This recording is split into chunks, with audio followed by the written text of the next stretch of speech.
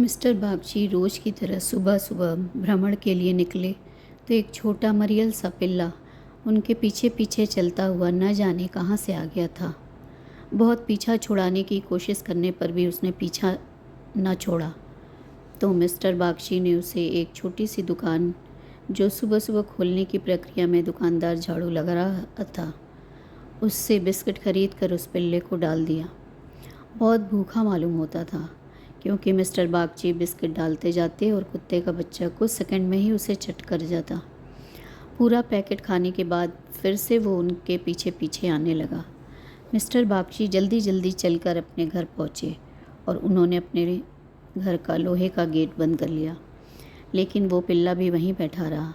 अगले दिन प्रातःकाल जब मिस्टर बागची भ्रमण के लिए बाहर निकले तो वो उनके गेट पर ही बैठा हुआ मिला।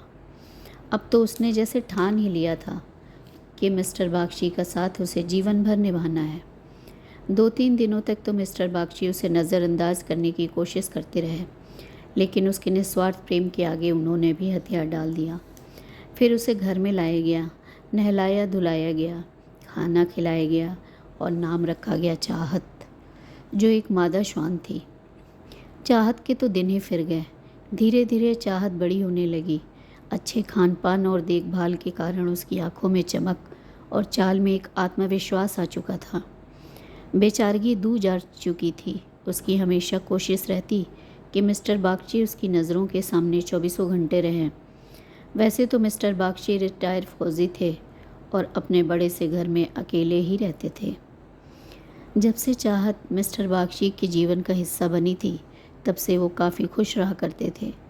घर में चाहत के आने के पहले सन्नाटे गूंजा करते थे, लेकिन जब से चाहत का साथ मिला था, तब से घर में गुनगुनाने और सीटी बजाने की ध्वनियों ने सन्नाटों को मौन कर दिया था।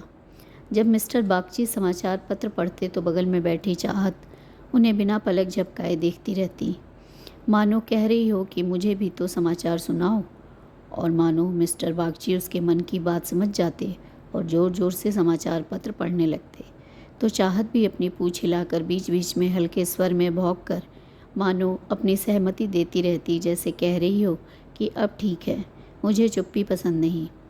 इसी प्रकार जब वो टीवी पर अपने पसंदीदा कार्यक्रम देखते, तब भी वो साथ में बैठकर दूरदर्शन देखने का आनंद लेती।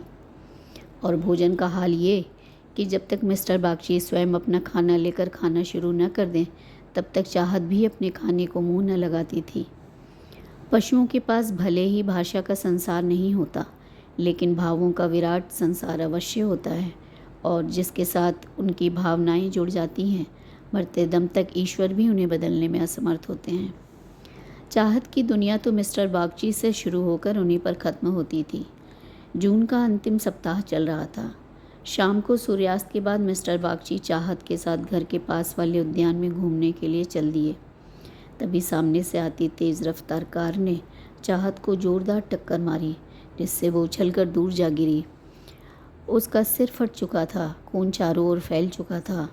मिस्टर बागची के चिल्लाने से लोग इकट्ठा तो हो गए, लेकिन तब तक देर हो चुकी थी। चाहत की सांसें थम चुकी थीं।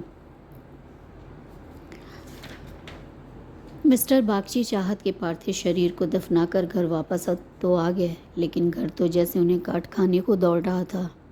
हर तरफ चाहत की यादें बिखरी हुई थीं। उसके 2 वर्षों के साथ ने उनके जीवन में जो जान डाली थी, वो अब बेजान हो चुकी थी। वो घर के बाहर जाते तो उन्हें ऐसा लगता जैसे वो उनके साथ साथ चल रही हो। कभी कभी चौंक कर उनके मुंह से उसका नाम भी निकल जाता। फिर उन्हें याद आता कि चाहत तो इस दुनिया से जा चुकी है। चाहत की अनुपस्थिति ने उनके जीवन को एक बार फिर से सन्नाटों से भर दिया था, और उन्हीं सन्नाटों ने कुछ महीनों बाद उनकी भी सांसें छीन लीं। ऐसी घटनाएं भी दुनिया को ये पाठ पढ़ाती हैं कि जीव का जीव के प्रति करुणा और प्रेम का भाव ही मृतप्राय जीवन को संजीवनी देता है।